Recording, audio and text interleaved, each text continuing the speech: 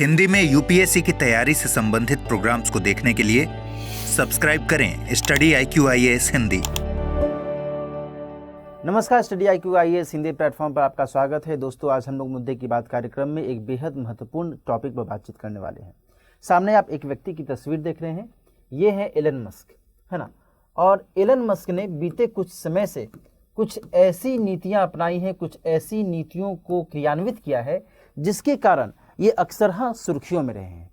जहां एक तरफ इन्होंने ट्विटर का अधिग्रहण करने के बाद जो ट्विटर के CEO थे पराग अग्रवाल, उनको सेवा से बर्खास्त कर दिया। उसके बाद इन्होंने ये भी कहा कि जो भी लोग यहाँ रहना चाहते हैं, जो भी लोग ट्विटर के साथ में बेहतर तरीके से, बहुत अच्छे तरीके से काम करना चाहते हैं, वे ही यहाँ पर रहें, अदरवाइज वे यहाँ से जा सकते हैं। एक तरीके से उन्होंने अल्टीमेटम जारी किया था। और उस अल्टीमेटम के बाद में कई लोगों ने, लगभग सैकड़ों लोगों ने उनकी कंपनी से इस्तीफा दे दिया है, ट्विटर से इस्तीफा दे दिया है। और इस कारण से यह जो पूरा का पूरा विषय है, यह विषय चर्चा में आ गया है। लेकिन आज की चर्चा में हम ये भी थोड़ा सा समझने की कोशिश करेंगे कि आखिर केवल ट्विटर में ही इस तरीके से बहुत बड़े पैमाने पर लोग हट रहे हैं, लोगों को हटाया जा रहा है, या फिर अन्य कंपनियों में भी ऐसी गतिविधियां देखी गई हैं और ऐसी गतिविधियां अन्य कंपनियों में भी देखी जा रही हैं। तो उसका मूल कारण क्या हो सकता है और जो अन्य वजहें हैं वो क्या हैं, और साथ ही इन गतिविधियों के कारण जो भारतीय कामगार विदेशों में रह रहे हैं, अमेरिका जैसे देशों में रह रहे हैं, उनके ऊपर क्या कुछ विपरीत प्रभाव पड़ रहा है, पड़ सकता है। तो इन्हीं सभी आयामों पर आज की चर्चा में हम बातचीत करेंगे। यहाँ पर देखिए, सामने मैंने लिखा हुआ है कि लोगों के जाने से कोई फर्क नहीं पड़ता। ये किसने कहा है? ये एलन मस्क महोदय ने कहा है। जब उनको ये पता चला कि बड़ी संख्या में लोग मेरी कंपनी को छोड़ करके जा रहे हैं, ट्विटर से त्यागपत्र दे रहे हैं, तो फिर उन्होंने ये बातें कही कि आई डोंट वरी, मुझे इनसे कोई फर्क नहीं पड़ता। समझ रहे हैं ना, इतनी बड़ी बात वो कर रहे हैं, यानी कि वो बिल्कुल तैयार हैं कि जिसको जाना है जाए, कोई इससे फर्क पड़ने वाली बात है ही नहीं। ठीक है, तो यहां पर उन्होंने लिखा भी है, I am not worried, Elon Musk reacts to mass resignation at Twitter. ठीक है, आगे बात करते हैं। देखो है क्या कि #RIP ट्विटर नाम से ट्रेंडिंग में एक मामला आ गया, है ना। और इसमें ये दर्शाया गया, ये कहा गया कि ट्विटर को अब हम छोड़ रहे हैं, ट्विटर को हम गुड बाय कह रहे हैं। उसी के बाद ही एलन मस्क ने अपने तरफ से ये बातें कही। सैकड़ों कर्मचारियों के ट्विटर छोड़ने की खबर आई है और उसके बाद एलन मस्क ने अपने स्तर पर यह स्टैंड लिया। ट्विटर के साथ साथ बीते समय में कई IT कंपनियों से भी छटने की खबरें आई हैं, है ना। यहाँ पर एक और मैं आपको तस्वीर दिखाना चाहूंगा जिसमें एलन मस्क ने कहा है कि the best people are staying so I am not super worried. उनका ये कहना है कि भाई जो सबसे अच्छे लोग हैं इस कंपनी के, वो हमारे साथ में हैं, इसलिए मुझे चिंता की कोई बात है ही नहीं। इसके अलावा उन्होंने एक और ट्वीट किया है, उसमें उन्होंने ये कहा है कि and we just hit another all time high in Twitter usages load. Clear? तो ये सारी बातें उन्होंने ट्वीट कर करके कही हैं, जिससे संकेत मिलता है कि हालिया बर्खास्तगी से या हालिया जो डिजिग्नेशन दिए गए हैं ट्विटर में काम करने वाले लोगों के द्वारा, उससे इस कंपनी को एज सच कोई फर्क नहीं पड़ने वाला है। लेकिन ये आने वाले समय में ही पता चलेगा कि आखिर इससे सही में फर्क पड़ रहा है या फिर नहीं पड़ रहा है। लेकिन इन बिटवीन हमें यह भी समझने की जरूरत है कि क्या केवल ट्विटर में ही ऐसी स्थितियां हैं? तो नहीं, ऐसी स्थितियां केवल ट्विटर पर ही नहीं, बल्कि हाल के समय में अमेजन के द्वारा भी, है ना, फेसबुक जो कि मेटा के द्वारा संचालित होता है ना, मेटा जिसकी पेरेंट कंपनी है, जिसके जो मालिक हैं वो कौन है? तो मार्क जुकरबर्ग, है कि नहीं। तो इन सभी के द्वारा ले ऑफ, मास ले ऑफ की स्थिति देखी गई है। बहुत बड़े पैमाने पर लोगों को सेवा से बर्खास्त करने की स्थितियां देखी गई हैं। ठीक है, अब थोड़ा सा हमें यह भी समझना होगा कि जिस मास ले ऑफ की बात की जा रही है, मतलब क्या होता है। मास ले ऑफ जो शब्द इस्तेमाल में लाया जा रहा है, इसका मतलब क्या होता है? इसको हिंदी में तो कह सकते हैं कि बड़े पैमाने पर लोगों को सेवा से बर्खास्त किया जा रहा है। लेकिन इसका तकनीकी मतलब क्या होता है? इसका तकनीकी मतलब दोस्तों ये होता है कि मान लीजिए कि कोई कंपनी है और उस कंपनी में लोग यदि कम से कम 500 जो रोजगार में कार्यरत हैं, जो कार्मिक हैं, कर्मचारी हैं, कम से कम ऐसे 500 कर्मचारी यदि एक बार में इस्तीफा दे देते हैं, उनको हटा दिया जाता है, तो फिर ये जो स्थिति है, ये स्थिति मास ले ऑफ कहलाती है ना। यदि कम से कम 500 कर्मचारियों को एक बार में हटा दिया जाता है तो ऐसी स्थिति को क्या कहा गया है? मास ले ऑफ की संज्ञा दी गई है। या फिर कम से कम किसी भी कंपनी के अंतर्गत 50 लोगों को हटा दिया जाता है और उससे वहां की लगभग 1/3 जो व्यवस्था है, 1/3 जो कार्य बल है, वर्कफोर्स है, उस पर प्रभाव पड़ सकता है। तो ऐसी स्थिति को हम कह सकते हैं कि यह मास ले ऑफ को दर्शाता है। क्लियर? तो यहां पर दो बातें हैं, एक तो कम से कम 500 लोगों को सेवा से बर्खास्त कर दिया गया, या फिर दूसरा ये हुआ कि कम से कम 50 लोगों को हटाने से वह उस कंपनी के वर्कफोर्स का 1/3 पर प्रभाव पड़ जाता है, 1/3 वर्कफोर्स पर प्रभाव पड़ जाता है। तो ऐसी स्थितियों को ही यहां पर मास ले ऑफ की संज्ञा दी जाती है। ठीक है, यहां पर मैं आपको यह भी बताऊं कि जब ट्विटर के द्वारा इस तरीके से मास ले ऑफ की कार्रवाई की गई, स्टेप्स लिए गए, तो फिर इसके अगेंस्ट में कुछ जो कर्मचारी हैं उन्होंने अपने अपने स्तर पर अपने अपने मांगों को लेकर करके, डिमांड को लेकर करके इसके अगेंस्ट में शिकायतें भी दर्ज करवाई, है ना। और यहाँ पर शिकायतों को दर्ज करवाने के दौरान उन्होंने ये कहा कि बिना उनको कोई सूचना दिए, भाई आप बिना सूचना के ही, और आप आज ऑफिस गए और फिर आपको सीधे कह दिया गया कि भाई अब आप की जरूरत है नहीं, अब आप जा सकते हैं, तो कितना बुरा लगेगा, है कि नहीं। जबकि टर्म्स एंड कंडीशंस पहले से ही फुलफिल किए रहते हैं। बड़ी बड़ी कंपनियों में तो निश्चित तौर पर ये सब बातें रहती हैं कि यदि कभी ऐसी स्थिति आती भी है तो हम इसके लिए आपको 2 महीने 1 महीने का एक नोटिस पीरियड सर्व करेंगे, उसके बाद आप छोड़ करके जा सकते हैं। या फिर यदि कर्मचारी खुद छोड़ करके जाना चाहता है तो वो भी नोटिस पीरियड सर्व करता है कि नहीं। अचानक से तो नहीं जाना जा सकता ना। लेकिन अभी की स्थिति में यह देखा गया कि बिना कोई नोटिस दिए ही, बिना किसी पूर्व सूचना के ही, और उनको हटा दिया गया, सेवा से बर्खास्त कर दिया गया, है ना। तो ऐसे में इन लोगों के द्वारा शिकायतें की गई, और इन शिकायतों के मद्देनजर जो अमेरिका में, है ना, जो अमेरिका में एक एक्ट है WARN एक्ट, इस एक्ट के तहत इन लोगों ने शिकायतें दर्ज की। ये ध्यान रखिएगा, इस एक्ट में क्या अर्थ निकलता है। इसका अर्थ यह है कि वर्कर एडजस्टमेंट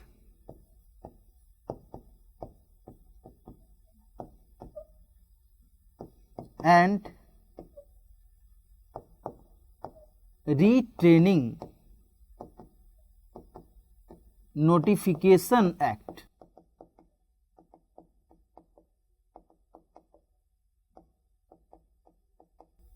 है ना, worker adjustment and retraining notification act.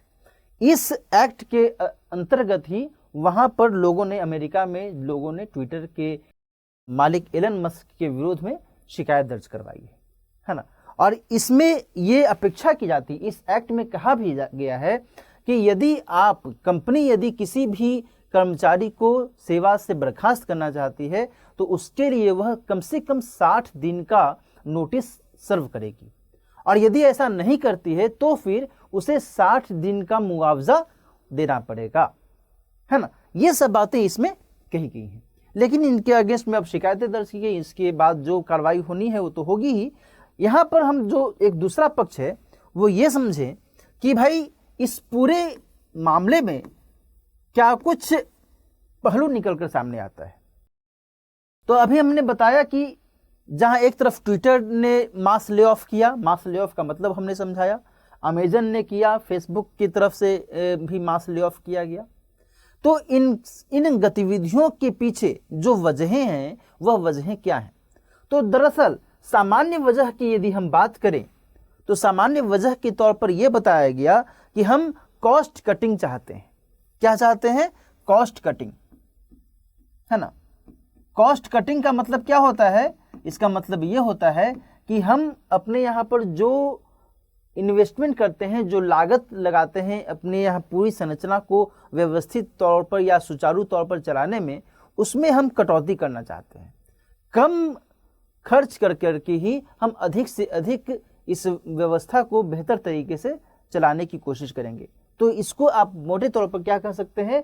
Cost cutting, यानी कि कम खर्च में ही हम अपना गुजारा करना चाहते हैं। ठीक है। दूसरी बात, ये चाहते हैं कि भाई हाईली स्किल्ड पर्सन्स नीडेड, है ना। जो हार्ड कोड है, एक टर्म इन लोगों ने दिया है, हार्ड कोड। जो भी कर्मचारी बहुत ही अच्छे से बहुत मेहनत करना चाहते हैं, जो बहुत ही कुशल हैं अपने काम में, केवल उन्हीं को हम रखना चाहते हैं, है ना। अदरवाइज जो बाकी लोग हैं वो जा सकते हैं। इसीलिए तो ट्विटर के एलन मस्क ने अल्टीमेटम दिया था और उन्होंने कहा था कि जो भी हार्ड कोर हैं वही रुकें, अदरवाइज वो जा सकते हैं। हाँ, जो हाई इंटेंसिटी के साथ, बहुत दक्षता के साथ काम करना चाहते हैं, जो बहुत मेहनत करना चाहते हैं, उनको हम आसानी से रख सकते हैं, अदरवाइज वो जा सकते हैं, है ना। उसके बाद डिजिग्नेशन दिया गया लोगों के द्वारा। तो ये सामान्य वजहें यहाँ पर बताई जा रही हैं कि भाई इन्हीं के कारण ये इस तरीके से बहुत बड़ी संख्या में ले ऑफ कर रहे हैं, लोगों को सेवा से बर्खास्त कर रहे हैं। लेकिन इस पूरे मामले में जो दूसरा पक्ष है, जो बहुत ही अहम है, वह क्या है? वो जो मुख्य वजह है वह क्या है? वह यह है दोस्तों कि वैश्विक स्तर पर जब कोविड-19 महामारी का दौर अब धीरे धीरे समाप्त हो रहा है, तो फिर अब क्या हो रहा है कि जो ऑनलाइन प्लेटफॉर्म्स की दुनिया है उसमें एक धीमापन आने लगा है ना। और इसके कारण से जो ऑनलाइन प्लेटफॉर्म्स पर जो एडवर्टाइजमेंट आते थे, उन एडवर्टाइजमेंट की संख्या में भी कटौती होने लगी है, कमी होने लगी है। इससे जो ऑनलाइन कंपनीज हैं उनको एज सच कुछ खास राजस्व, कुछ खास रेवेन्यू नहीं मिल पा रहा है। और इसके कारण बहुत बड़े पैमाने पर इन्वेस्टमेंट निवेश कर रहे थे अपनी कंपनी में, उससे उनको घाटा हो रहा है। तो इस घाटे को प्रतिसंतुलित करने के दृष्टिकोण से भी ये गतिविधियां, ये कदम उठाए जा रहे हैं। बात समझ में आ रही है ना। तो ये अपने आप में एक बहुत ही इंपॉर्टेंट फैक्टर है। इसके अलावा पहले जब कोविड-19 का लगभग 2 साल का दौर चला, तो इसके बाद क्या हुआ कि भाई ऑनलाइन डिमांड बढ़ने लगा। हर चीज online, online shopping, online food चाहिए, ऑनलाइन सब कुछ ऑनलाइन चाहिए। हाँ, तो ऐसे में लोगों की डिमांड, जो ऑनलाइन में काम कर सकते थे, उनकी डिमांड भी बढ़ी इन कंपनियों में, है ना। लेकिन अब धीरे धीरे जब कोविड-19 महामारी का दौर समाप्त हो रहा है, तो चीजें ऑनलाइन से कन्वर्ट हो रही हैं ऑफलाइन में। अब इतनी बड़ी संख्या में लोगों की आवश्यकता है ही नहीं इन कंपनियों में, और ऐसे में भी इन कंपनियों ने ये सोचा कि जब हमें इतनी संख्या में आवश्यकता ही नहीं है, तो हम इतने लोगों को अपने यहाँ पर रख करके क्या करेंगे, है ना। तो इस कारण से भी इस स्तर पर ले ऑफ की कोशिश की गई है इन कंपनियों के द्वारा, है ना। तो मुख्य वजह यहाँ पर यही है कि कोविड-19 के बाद का समय ऑफलाइन में बदला, और इसका जो प्रभाव है, इसका प्रभाव आर्थिक स्तर पर देखा गया है ना। तो ये सारी चीजें यहां पर आपके लिए समझना और जानना महत्वपूर्ण हो जाती हैं कि भाई आखिर मूल वजहें इस कंटेक्स्ट में क्या निकलकर सामने आ रही है। दूसरी बात यह भी है कि वैश्विक स्तर पर आर्थिक मंदी की भी एक आशंका जताई जा रही है। 2023 में खुद विश्व बैंक ने ये आशंका जताई है कि 2023 में हो सकता है कि वैश्विक मंदी की संभावना बन सकती है ना। तो इन प्रोस्पेक्ट्स, इन संभावनाओं के मद्देनजर भी इन कंपनियों ने अपने स्तर पर, अपने यहाँ जो बड़े लेवल पर लोगों की भर्ती की हुई थी, और अब उनको जब ऐसा लग रहा है कि इससे अब कुछ खास फायदा नहीं होने वाला है, ऊपर से इनको राजस्व की हानि भी हो रही है, जो इन्होंने निवेश किया था उस निवेश से भी कुछ खास अचीव नहीं हो पाया है, तो इस कंटेक्स्ट में इस पूरे माहौल में इन्होंने ऐसा कदम उठाना उचित समझा। ठीक है, आइए आगे बात करते हैं। इस पूरे मामले में जो अन्य पहलू है उसको समझते हैं। अब जो ये पहलू है कि भाई अमेरिका में भारतीय कामगारों की क्या स्थिति है इस पूरे मामले में, तो उनको देखा जाए तो उनके लिए एक चुनौती की स्थिति निकलकर सामने आती है। कारण इसका क्या है कि मान लीजिए कि कोई व्यक्ति यदि ट्विटर कंपनी में अमेरिका में काम कर रहा है और वह H1B वीजा के साथ में रह करके वहां काम कर रहा है, उसके पास में H1B वीजा है ना, और अब उसे नौकरी से निकाल दिया गया है, तो अब उसके साथ चुनौती यह है कि 60 दिनों के अंदर ही उसे दूसरी नौकरी खोजनी पड़ेगी, है ना, दूसरी नौकरी खोजनी पड़ेगी उसको। और यदि वह दूसरी नौकरी नहीं खोज पाता है इन 60 दिनों के भीतर, तब उसे बैग एंड बैगेज वापस आना पड़ जाएगा इंडिया, क्योंकि उसके पास वीजा का जो टेन्योर है वह टेन्योर समाप्त हो जाएगा, है ना। जो डाटा है, डाटा के आधार पर यह पता चलता है कि अमेरिका में लगभग 7 लाख ऐसे भारतीय हैं जिनके पास में ग्रीन कार्ड नहीं है ना, ग्रीन कार्ड नहीं है ना। और इस कारण से ग्रीन कार्ड नहीं होने के कारण वे लंबे समय तक अस्थायी तौर पर वहां पर न तो रह सकते हैं और न ही वहां पर रोजगार कर सकते हैं। इनमें से अधिकांश जो है वो H1B वीजा के साथ ही वहां पर काम कर रहे हैं। अब जबकि उनको नौकरी से ही निकाल दिया गया, तो फिर ये समस्या उनके सामने खड़ी होगी। कई सारे लोगों ने हाल के समय में लिंक्डइन पर और अन्य सोशल मीडिया प्लेटफॉर्म पर अपनी बातें कही हैं, अपना जो दुख है वो शेयर किया है, और वे चाह रहे हैं कि कैसे भी कर करके उनको नौकरी मिल जाए, है ना। तो इसका एक पहलू यह भी निकलकर सामने आता है। दूसरा पक्ष यह भी है कि भारतीय कंपनियों ने इस बीच कुछ ऑफर भी दिए हैं। हाँ, जो कंपनियां भारत की हैं उन्होंने कहा है कि जो भी ऐसे भारतीय हैं जो अमेरिका में रह करके काम कर रहे थे, वो वहां पर रोजगार में थे और उनको नौकरी से निकाल दिया गया है, तो वी वेलकम देम, हम लोग उनका स्वागत करते हैं। वे यहाँ पर आए और वे यहाँ पर आराम से अच्छे से काम करें, यहाँ पर उनको कोई दिक्कत नहीं होगी। हमें चाहिए, ऐसे लोगों की तलाश है, ऐसे लोग हमें चाहिए, है ना। और इनमें से एक जो बड़ी कंपनी है वो है कू, है ना। ट्विटर की तरह ही, ट्विटर के समकक्ष ही कू भी एक बड़ी कंपनी है जो कि भारत की कंपनी है, और यह भी ट्विटर की तरह ही एक सोशल मीडिया प्लेटफॉर्म है ना, माइक्रो ब्लॉगिंग प्लेटफॉर्म है ना। बीते समय में पता चला है कि लगभग 50 मिलियन कू ऐप डाउनलोड किया गया है ना, 50 मिलियन ये ऐप डाउनलोड किया गया है लोगों के द्वारा। जिस तरीके से ट्विटर ब्लू टिक देता है, उसी तरीके से जो कू है वो येलो टिक देता है। तो इसने भी लोगों को आमंत्रित किया है, अमेरिका में जो भी भारतीय हैं उनको आमंत्रित किया है कि आप यहाँ पर आइए और हमारे साथ काम कीजिए, यहाँ पर कोई दिक्कत नहीं है। बात समझ में आ रही है ना। तो ये स्थितियां यहाँ पर निकलकर सामने आ रही हैं, भारतीय कंपनियों के द्वारा इस तरीके से ऑफर दिए जा रहे हैं, है ना।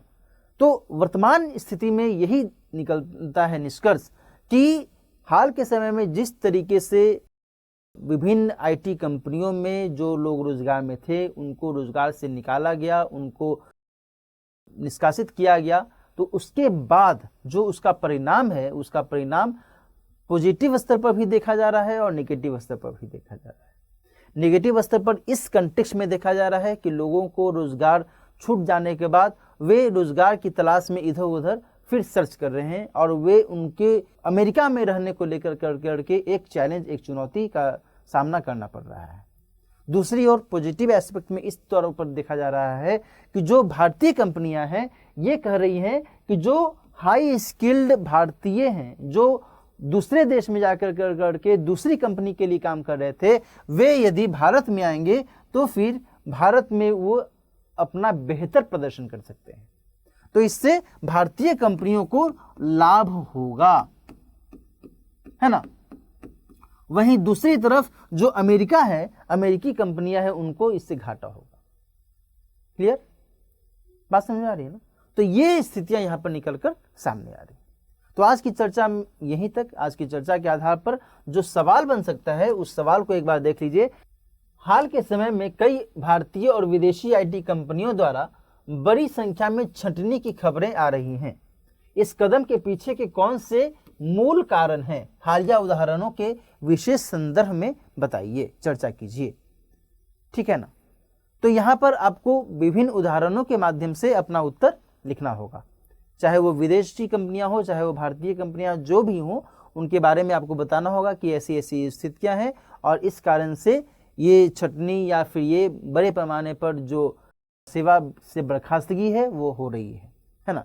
क्या मूल वजहें हैं, क्या सामान्य वजह हैं, वो दोनों मैंने बता दी हैं और इसका क्या कुछ इम्पैक्ट पड़ रहा है, क्या कुछ इम्पैक्ट पड़ सकता है, इसके बारे में मैंने आपको बता दिया है। तो आज की चर्चा हम यहीं पर समाप्त करते हैं। किसी और मुद्दे की बात कार्यक्रम में किसी और टॉपिक के साथ मुलाकात करेंगे। तब तक के लिए नमस्कार।